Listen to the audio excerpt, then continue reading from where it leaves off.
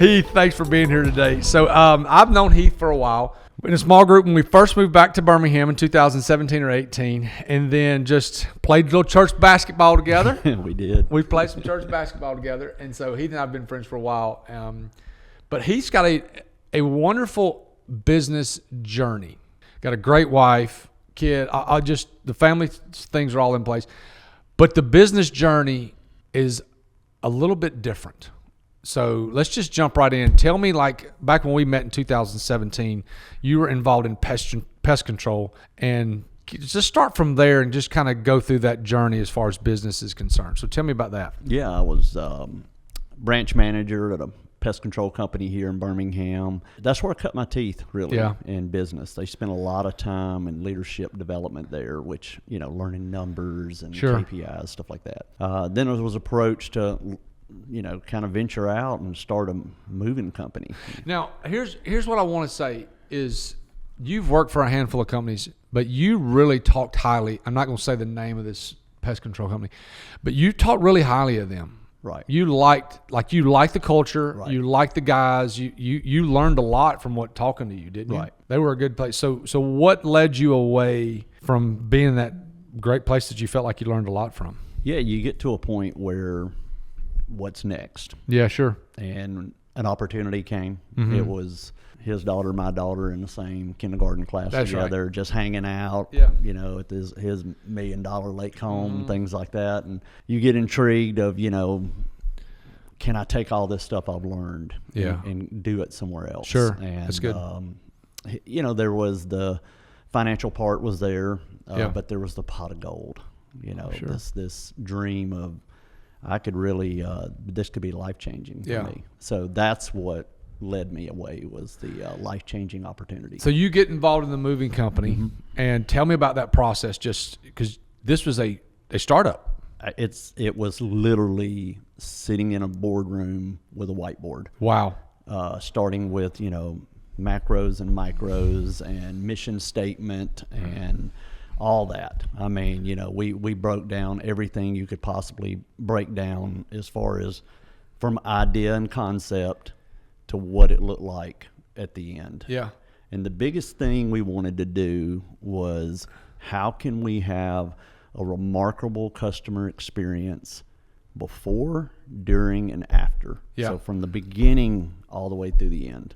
I can remember sitting, I call it the closet because it had no windows. It was an office with no windows, and it literally was a closet of just furniture before I got in there. So I'm in this office for about 6 months studying moving. And when I say studying moving, I'm talking about watching videos on YouTube, going through every Google review from every moving company that you could possibly imagine, not just in Birmingham, but in the state, region, across the nation. That's good. Learning what do people like about moving and what do people hate about moving, and how could we come in and do it differently. But during that, I was also building metrics, building, analytics and things like that about moving that really was shocking. I can remember us sitting in a boardroom and looking at it, and there were some things that we just discovered that I don't know if anybody else was paying attention. The biggest one was most moves are booked by women. Love it. Nobody was addressing that. Nobody was marketing to women. That's why the whole, colors and things that we did with the branding and stuff like that was to appeal to women. Everybody hated moving. No one likes moving. No one. No one likes moving. So how could we make moving fun? Yeah. And there were some crazy ideas that we absolutely passed on, but there were some ideas that really stuck. Tapping into like your childhood, like you hear an ice cream truck, you get happy. Oh. Even today. Hey, grown man, 45. Oh, yeah, where's that? You hear that sound coming? So we put ice cream sounds on our trucks. Love it. And, now you can't show up and not have ice cream, right? That's right. So we had coolers with ice cream, so we're chunking ice cream to kids. That's awesome. Next thing you know, everybody sees our big, branded truck, and they're getting free ice cream, and we're there for a move. Yeah. So stuff like that. I think the industry at the time was selling bull in the china shop. Yeah. big burly men that can move and all that kind of stuff. But if you go and look at the number one complaint was damage. So you're hiring professionals, but you're getting your stuff damaged, which created problems, things like that. So we took a lot of diving into what can we do to protect everything. Right. I mean, from a teddy bear all the way up to a television, you know, how can we protect it? Because each person has things that they want protected. Even that little child of yours has a certain toy they want protected. So that's kind of what we did. We came in and found what's the biggest need in that space, what's the biggest problems in that space, how can we attack it, not avoid it, but attack it. And we're talking about moving. Like, so it's not like moving. It's not like a glamorous industry. No, but you tried to find 2 or 3 outliers, I guess you could say, and say, hey, look, we're gonna hit these things, and we're gonna be really, really good at these things. Absolutely. And like I said, the journey was, what could we do when you book a move that no one else is doing? Sure. So the first thing we did was think about, what's it like the day before a move? Your house is packed up, but you still got hungry kids. You still got things that's got to get done. So we decided, let's feed them. So we called the night before, hey, your move's coming in the morning. My guys will be there. By the way, I know you've had a rough day. Dinner's on us. And we would order either, barbecue, pizza, whatever. But man, that was a big impact. Yeah. And it also built a relationship right then, because now we're not just a bunch of movers showing up. Yeah. We know each other. There's a human element There's there. a relationship, an element of we've had dinner together almost. Yeah. Then during the move, of course, the fun. We got to have fun. You know, we've got to make it fun. We would spend a lot of time talking to our guys about interacting with kids, pets, things like that. Don't let it be a distraction or a challenge. Don't put your earpods in and just be obstinate and don't say nothing to anybody. Absolutely. I got you. Engage. Yeah. Matter of fact, the Savannah Bananas, Jesse, he came down with Jesse Cole and spoke literally here at our office to our guys before they made it really big. Wow.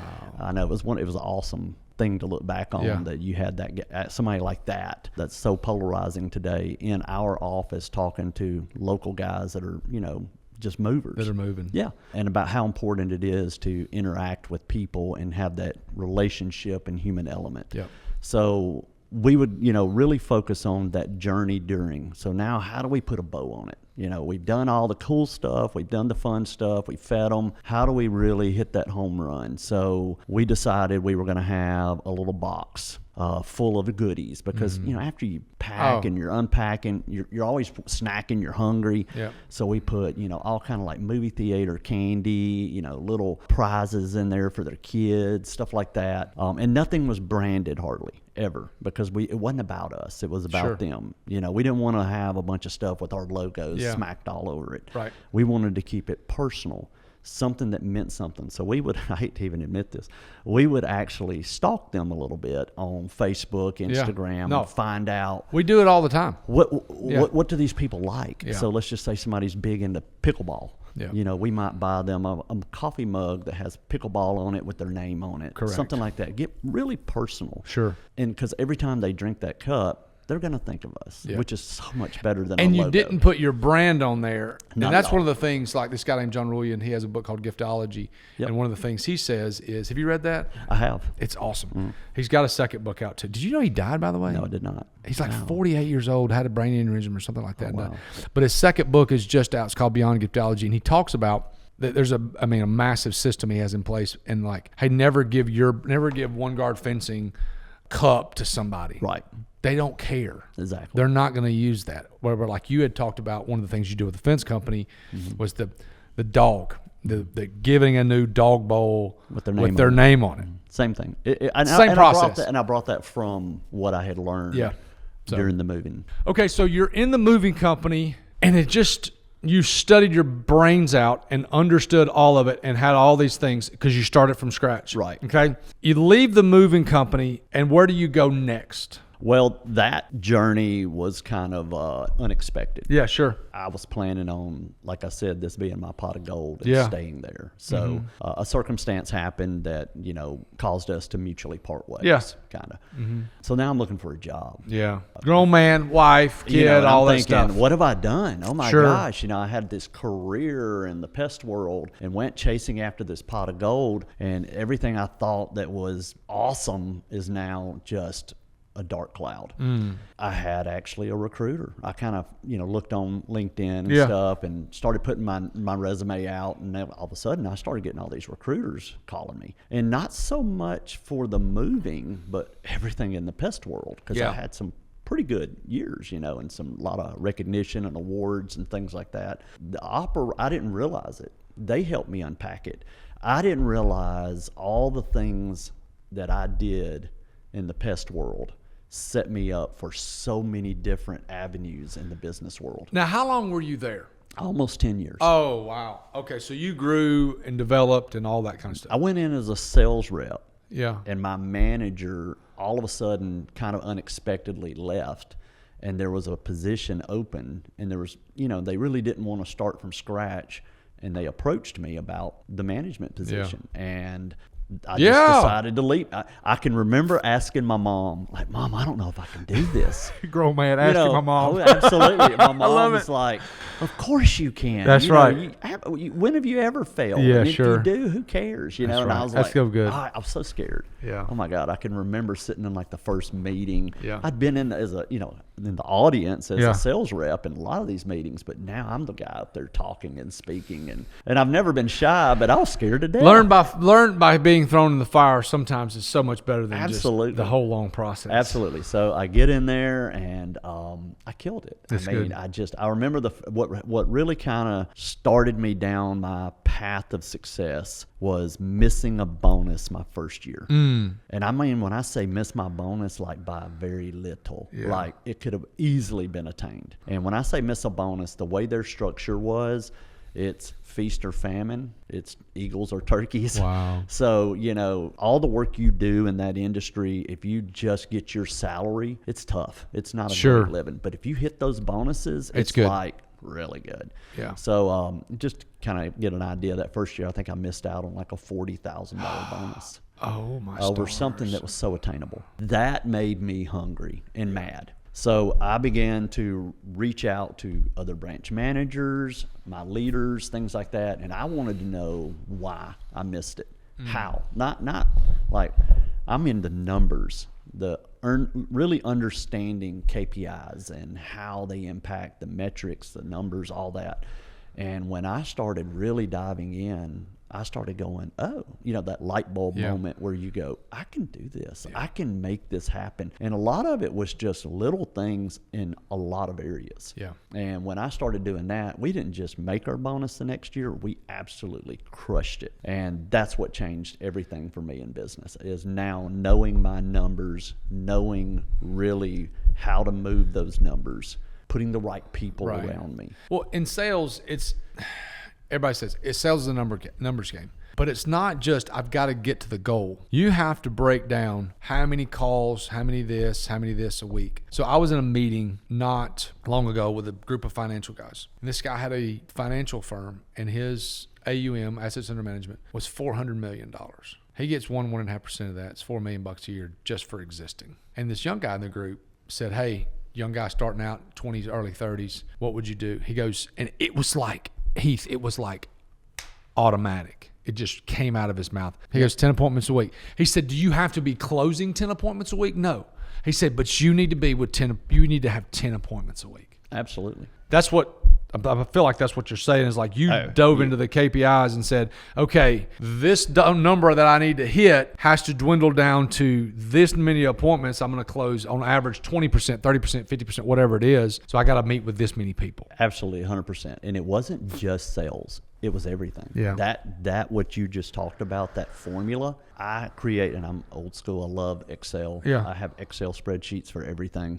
I had an Excel spreadsheet that would break down how many appointments, how many people we needed, how many vehicles we needed, how many for this, that, it didn't matter. I Yeah. had a formula broken down to almost daily. We got to get to this number. Every day, Yeah. daily, what we had to do to hit what our target and our stretch target was. Wow. So you get recruited, and then what? After leaving the moving company, you get recruited. So I'm vice president of operations, which I'm sitting here going, when you look at the chairs, there's only 2 people above me at the top of the company. Yeah. I mean, we're talking multi-billion-dollar company here. Right. I'm going, how'd this happen? And that's what I was saying.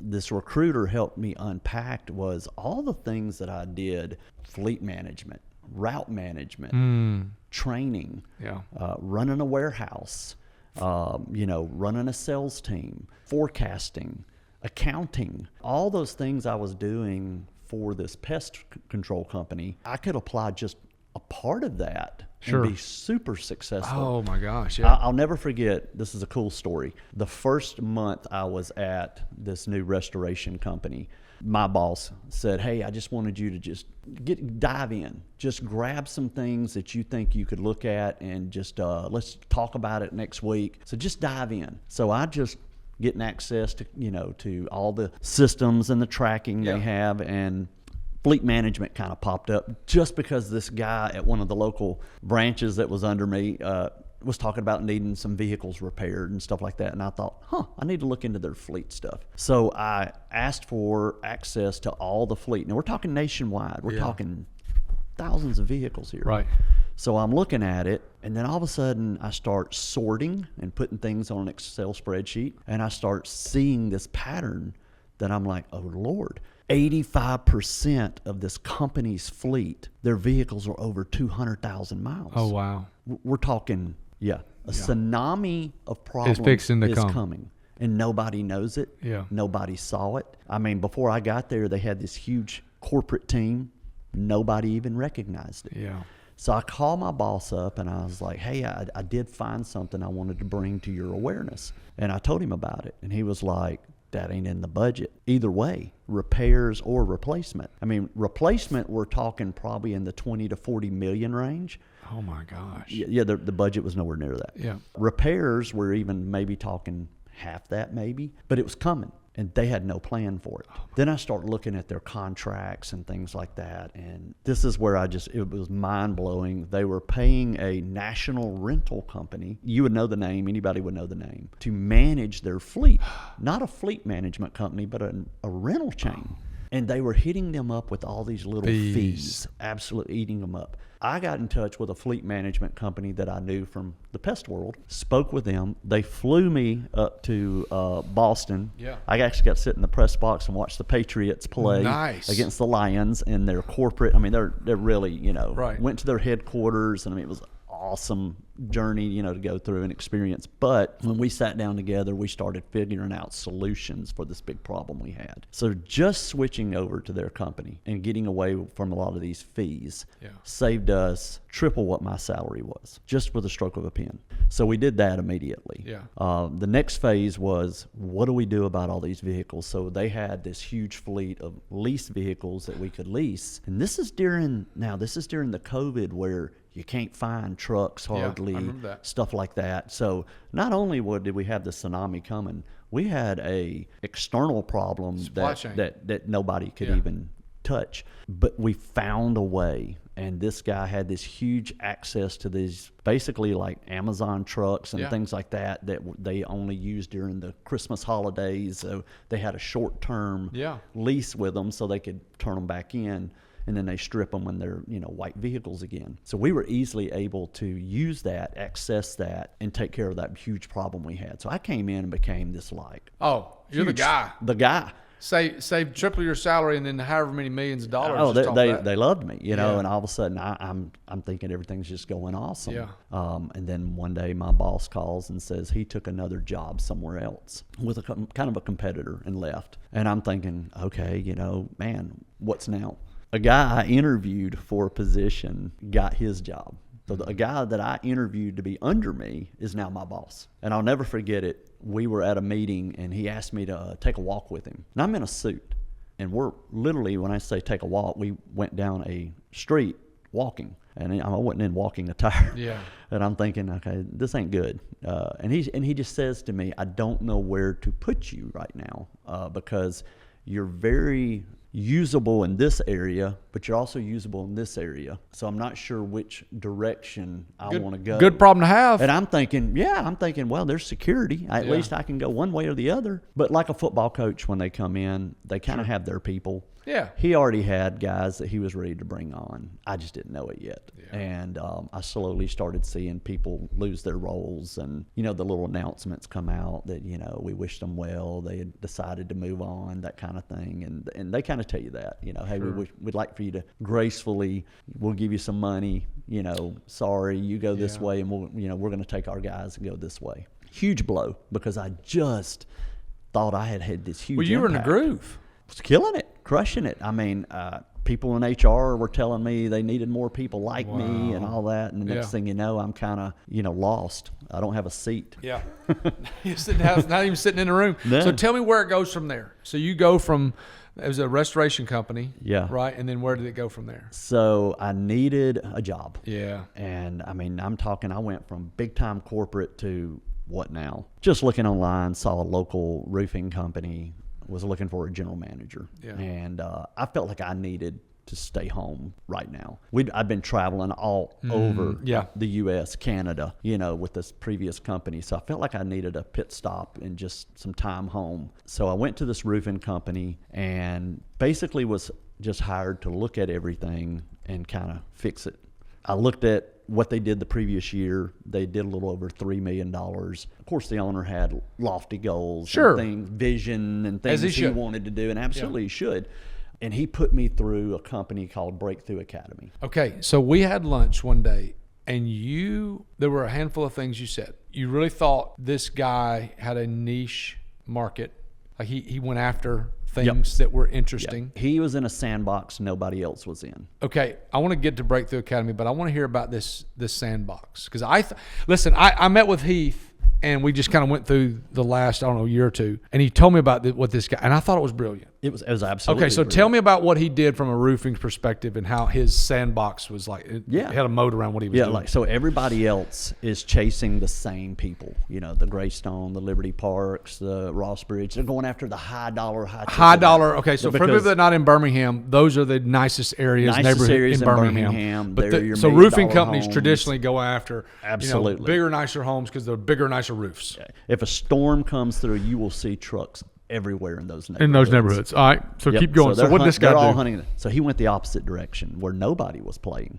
He went after someone with low income, older, that really has kind of like a fixed income almost, but their most valuable asset is their home. Their house.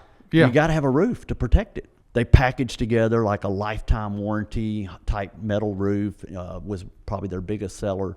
And they partnered with a lot of finance companies, and they basically was like, get a new roof for X. $199 a month. $179, stuff like that. Low credit, no problem. That's right, baby. And it was almost like the old car sales type stuff that happened back in the days, but they literally had people calling them, tons of calls. And it's like mining for gold.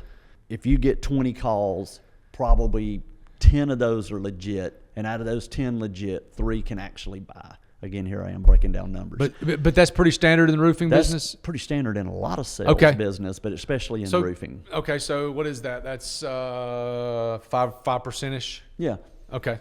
But your average roof is anywhere from $20,000 to $40,000. Sure. Big ticket item. And the profit margins are huge. Right. Sometimes almost 50%. Wow. Yeah. And the great thing about the financing is you get paid as soon as they're approved. Okay, so let me unpack this so that everybody understands. So whereas a lot of roofing companies will go after bigger ticketed, expensive roofs, this guy was going into a lower demographic, fixed income, typically sometimes older humans, and saying you can finance your roof. We can make it fit your budget. So then at that point, y'all would bring in a finance company, XYZ Finance. They would finance the roof to Susie, the person that lives there. The finance company would give you the $20K. I'm just using a number. Sure. 20 grand for the roof, where the people would then pay the finance company $199 a month, $200 a month, whatever it is to make the fix. And if they ever and that's defaulted or anything, it was their problem, not ours. So y'all would go after that income as opposed to, and you said 20 would call, 10 would be legitimate, and 2 or 3 would pay. What was it like in this business, like in this world, when like in the lower income part? So in the lower income part, the biggest thing they want to know is, what's my payment? Can I make it? Can I live on that? Yeah. I've got this home. You're telling me this roof's going to cost me $30,000. That's not happening. So really, then it became, what was their credit score? Because we had 4 or 5 companies where some could go really low. I mean, really low. Some people didn't get approved. Very few, but it was, there were just some drastic cases that kept them from doing it. But most of the people who had what I would call low score or poor scores, they could get approved. Wow. And they needed to. I mean, Sure. their roof was, if you saw some of the things, I mean, people's houses, they got pans collecting water, buckets collecting water in their homes. Yeah. It's not just in TV shows. This Sure. is reality. And we could put a roof on their house. So, I felt great about that part. But it was a huge moneymaker. But what I learned the most was marketing genius. That was the one thing that was so good, is I literally learned what marketing works for what type of business you have. So this goes back to this. So this is what his owner did. I'm going to tell this story. I think this is great. So this owner, and this Breakthrough Academy was like $10,000 or $15,000. How much was it? It was about 10 grand. $10,000. So the owner of the company goes and does this whole demo, and then he says, "Hey, Heath, you're going to go through this program." Yeah, wanted me to go through it and just tell him the highlights. And everybody the looked notes. at you when you got on there. It's like, "Hey, this is not the way this works." Nobody. What I got on this is the way they set it up, is they have one-on-one meetings, but they also have like a town hall group where you've got business owners all over the U.S. that certain number that get together and discuss and walk through some of the paperwork and the the homework that they give you to kind of find answers to problems. And I'm not the owner. I'm the only one on this call that's not the owner. And they're like, why is this guy on here? He's just a manager. But it taught me so much. So it was called Breakthrough Academy. Breakthrough Academy. So give me the 30-second version of what you learned in that, because you raved about it the other day.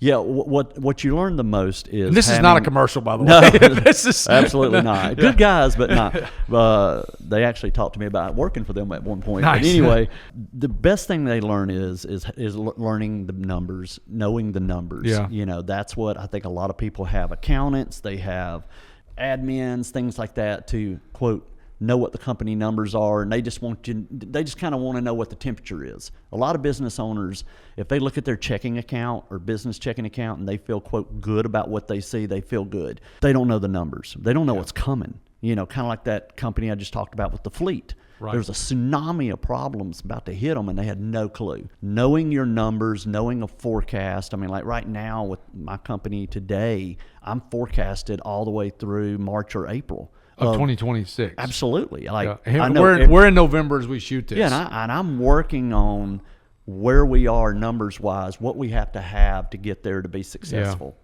Yeah. Wow. But they teach you that. They teach you to, like you just. So this wasn't a marketing thing. This No. was a marketing and It's business. a business consulting firm is what this is. But They you felt like consult it showed you a bunch of the marketing aspect of it too, correct? Well, that was really from the owner. He had a certain way of marketing these people who were, like I said, low income that needed roofs. So I had to sit in on all these marketing meetings. So and he had the patience of a flea.